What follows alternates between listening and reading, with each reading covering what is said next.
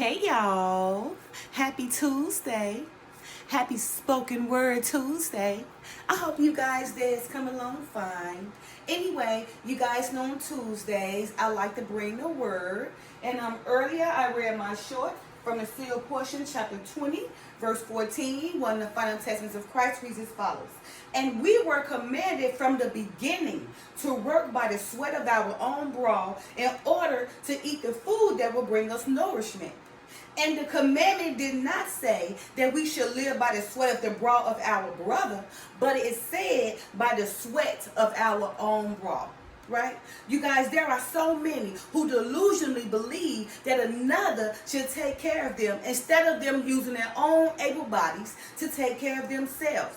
Remember what the word said, if a man don't work, they don't eat, which means that a man should live by the sweat of his own brow and not by the sweat of his brother's brow.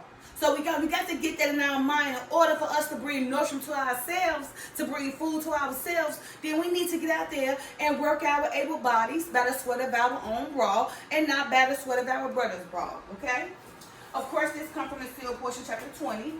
Last week, I ended with maybe verse 13, and I'm just going to go ahead and continue with verse 13. Or did I end? Or I could have ended with 12, but anyway, I'm going to begin with 13 because that's what I got. Circle right here. And of course I like to always read you guys the header so you guys can be familiar with what the chapter is about. Chapter 20, the sealed portion, one of the final testaments of Christ. Okay, the header reads as follows. And Adam continues to explain the gospel and the commandments of Jesus Christ. He explains the evil of money and worldly possessions and gives the commandments pertaining to them. He expounds on and explains the evils of the family unit. All right, beginning with verse 13. And when the pride of his heart had consumed him, and that he spent his days counting his abundance and thinking up ways in which he can increase this abundance, then doeth the light which entered his eye, causing his whole body to be full of darkness. Yea, the obscurity of the darkness within him overcometh any light that he once possessed. So yes, I did end with this last week, and I'm beginning with it because talking about the pride, so that's why I thought it was important to begin with this one. I'm talking about the pride of one's heart, right? When they get great abundance, right? So when they start off, when they don't have a lot, they still be humble, right? But once it's added to their possessions, the more in abundance, the more pride they become, right? And now what happens is the pride consumes them, right? Consumes their heart, and then that person spend a lot of their life counting all his possessions on what they got. Oh, all the power, all the money, all the gold, all the glory, all the women, all the whatever. All the reputation, all being a man, being a woman, because they done gained so much, now they're in their pride and they count it all, right? And what happened is that pride is consuming them. Their possessions is consuming them, right? And now he's thinking of ways, he or she's thinking of is how they can increase that abundance, right? Increase that abundance to get more and more and more. And what happens is it causes them to enter in darkness, right? And then the single eye that was single now become double, okay? It caused them to enter in darkness and their whole body become full of darkness, right? Then it become obscure, and then what happens is the darkness is overcomes the light that person once possessed. Because why? He started with those possessions, or she started those possessions very little, but in abundance, when they became in great abundance, they allowed their possessions to take control over them. And that way they wanted more and more and more, which blinded them. Verse 14, which is the short I read earlier. And we were commanded from the beginning to work by the sweat of our brow in order to eat the food that will bring us nourishment. And the commandment did not say that we should live by the sweat of the brow of our brother, but it said by the sweat of our own brow. So it's saying that, you got a lot of people, right, that put forth, labor for others, but they never reap the benefits. Just like when the Messiah was speaking to the disciples, we're talking to Peter and them, when they was walking, he was like, you see, somebody else put forth the labor, but you guys have reaped the benefits, right? Just like me, I'm putting forth the labor for so many so they can learn, right? And you guys reap the benefits, okay? So look, so it said we are commanded by, our own bride to put forth so you can feed yourself, okay? Not put your brother or sister to work where you get fed off them and now you reaping all their benefits. because that's not the right way to do it. The only way is what I said at the beginning. Like when the Messiah was talking to the disciples and telling them, they reaping the benefits, but all the pastors and the elders before them put forth the labor. So that's the way that a brother would probably put the labor and you reap the benefits. But in this world today, we got so many people enslaving people, right? Putting them to work, treating them wrong, not feeding them right, slaving them out, making them do this and do that, all this, and what happens is all they do is get sick while that person who they working for is reaping the benefits, okay? While they making that person or that brother or that sister sweat by their brow to feed them and bring nourishment to them instead of that person themselves using their own able body, right? Feeding themselves, getting out there sweating by the brow of their own to bring nourishment to their own body. No, but they want to use people. Verse 15. And there are those of you who are rich and have justified your laziness because ye think that ye can take advantage of another because of his words. Or in other words, because he is not as intelligent as you, but this I say unto you, I am equally as intelligent as any of you, and I have worked by the sweat of my own brow all the days of my life. And your mother Eve had worked along with me by my side, or at my side. And we are not rich, nor do we have more than that which we need. You see, a person works to get things to exceed their needs, right? So when they exceed their needs, that's how their possessions consume them because they want more and more and more. Instead of working by the sweat of your brow to get the things you need, you want to work by the sweat of your brow to get the things that exceed your needs, which cause you to go in darkness. But like you hear what he said, Adam, worked by the sweat of his brow all the days of his life. And who's by himself supporting him? Eve. She was working right by his side, working by the brow, of their own sweat. And what they was doing, the Father led them to produce crops and everything, okay? But they worked by the sweat of their own brow all the days of their life so they can get things that they need, not exceeding their needs, get things they want, so their desires, but getting things they need. So they did not come rich with money, but they came rich with health, mind, body, soul, and intelligence. And that's more than it's priceless. Okay, so again, and there are those of you who are rich and have justified your laziness because ye think that ye can take advantage of another because of his words, right? Or in other words, because he is not intelligent as you. So you try to go steal food, knock him. You understand? Like, okay, if you feel like he's not intelligent as you or she's not smart as you, you try to steal food, knock him, trot him down him, manipulate him, walk all over him, treat him bad, belittle him, okay? But this I say unto you, I am equally as intelligent as any of you, right? Just because I ain't got your money, all your finance and my wealth, right? I'm still rich because I'm able to feed myself and my family because what I did was work by the sweat of my own brow all the days of my life. Well, Adam did, right? And Eve, who was our mother, stood by his side, supported and worked with him too. And like he said, and they was not rich, right? Nor did they have more than what they needed. Verse 16, and because ye have placed value upon gold and silver and other things that ye have made precious among you, ye have caused much misery to come to pass among you. For in the beginning there was no need of a commandment that thou should not steal. For everything was provided for and offered free to all without a price. And there were no prices or worth affixed to anything upon this earth. So you see what happened? Because in the beginning, before man came and made valuable things on the earth, it was all free to us. It was for our needs. It was freely for us to use, right, as a nourishment for our benefits. But because we had these power-hungry people wanting to come and take over other people, come and control other people's lives, they move in and take control over other people, put them to work, right, and seen the gold and the silver and said, oh, I got an idea. Bing, I can use this gold and light and I can put a price. Fix a price to them where I can make value, and then this gold and silver can turn to money and I can use to attain power and glory and rule. Right? And make the poor believe that they need this gold and this silver, right, in order to be rich. And without the gold and the silver, they're going to live in poverty. Taking away or stealing the poor beliefs that everything on earth was free before man came and affixed a price to it. Okay, so again, and because ye have placed value upon gold and silver and other things that ye have made precious among you, ye have caused much misery to come to pass among you.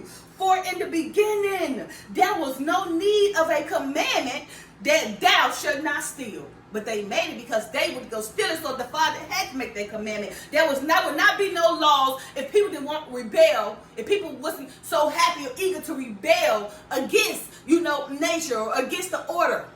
So the Father had to make a law because people rebelled against the order of nature, okay? Now again, okay, because among you ye have caused much misery to come upon you, or to come pass among you. For in the beginning there was no need of a commandment that thou should not steal. For everything was provided for and offered free to all without a price. And there were no prices or worth affixed to anything upon this earth. But of course when man came, things like, gold, silver, possession, power, glory, I can take over. Keep the poor poor, keep the rich rich, keep them in poverty. I want power, I want glory, I want to run man, I want to be the man, I want to be the woman. And I'm going to use everything on earth. I see it. I'm going to fix the price to it and make the man who is poor stay poor and continue to make me rich off this gold and silver that I have affixed the value to. See what happened? But before all that happened, everything on earth was priceless. Everything on earth was freely for us to take advantage of for our needs, right? As much as we want to satisfy our needs. Verse 17. But now ye have placed a value upon each other, even that the work of a man and his trade had the price. And in this, not only do ye sin in the treatment of each other, but ye sin against God, who had commanded us to love one another and do unto each other what we have done unto us, what we would have done unto us.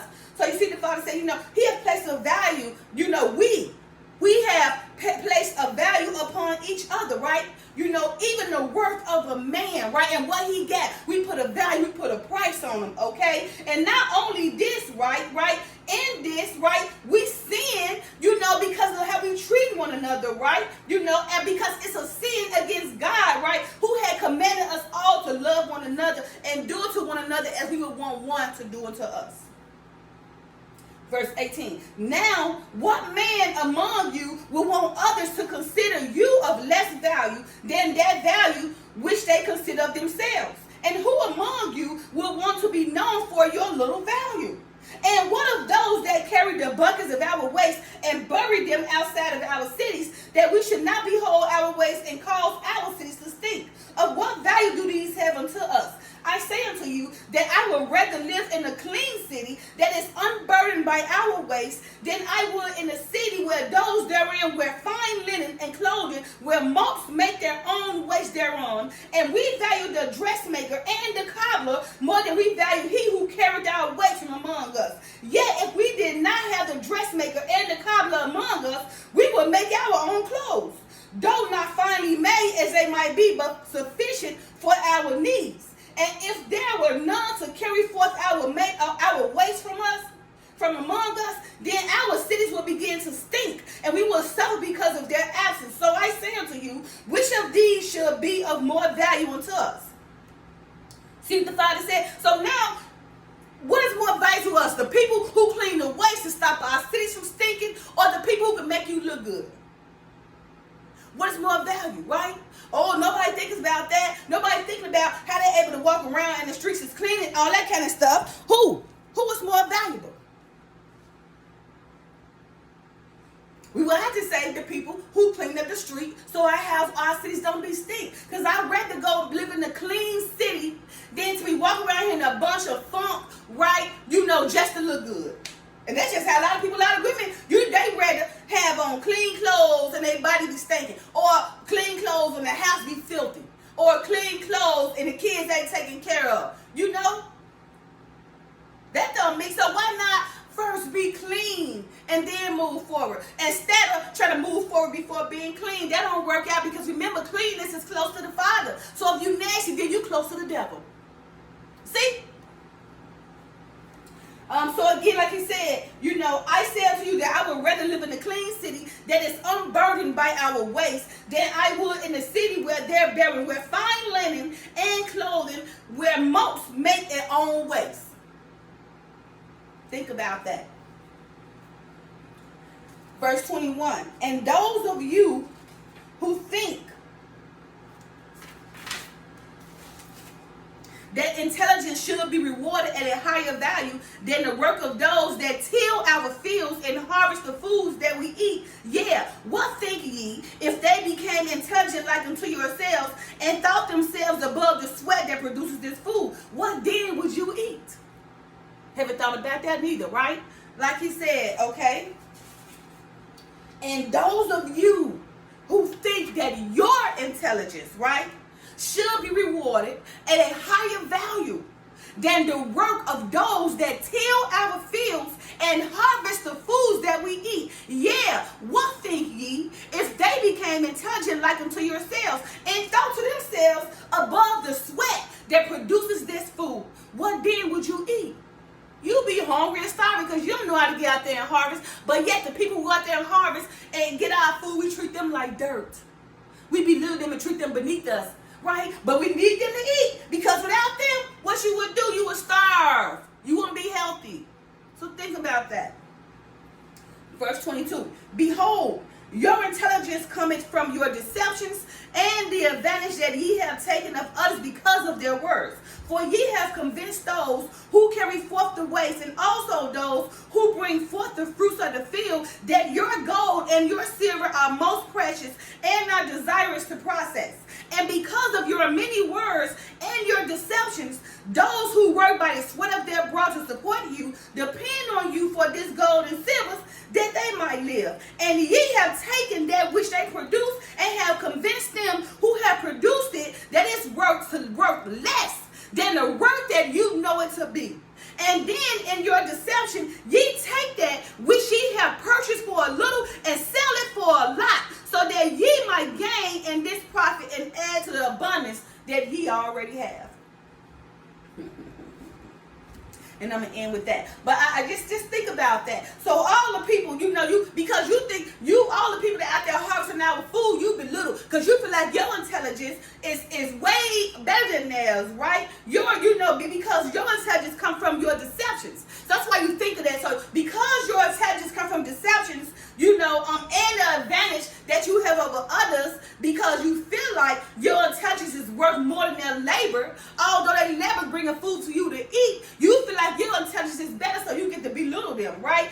Okay, so you to convince those who carry forth and clean the city and those who bring forth the fruits of the field, right? You to convince them that your gold and your silver are more precious, right? Than what they do, right? Because of all your deceptive words, right? And you make them feel, those who sweat by their own brow, you make them feel very, very little. All they support you, right? They support you and you need them. But in your mind, your intelligence is better, right? Okay? So anyway, and because of your many words and your deceptions, those who work by the sweat of their brow to support you depend on you for this gold and silver that they might live. So although you belittling them and everything, making them feel like nothing, and making them feel like because they bring your food or harvesting and cleaning your city, right? You need them, right? You can't do it, right? But at the same time, they gotta do it because that's the only way they can live.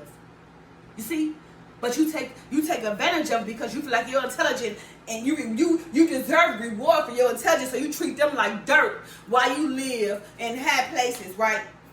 And although they put in all this work and this labor and cleaning your city and harvesting and bringing your food, they got to do it so they can feed their families. They sweat them by their own sweat of their brow, right? While you taking advantage of them because you feel like your intelligence is better. All right, you guys, so I'm going to end right there with verse 23. I maybe again with 23 next Tuesday. Happy Tuesday. Happy Spoken Word Tuesday. Love you guys. Peace.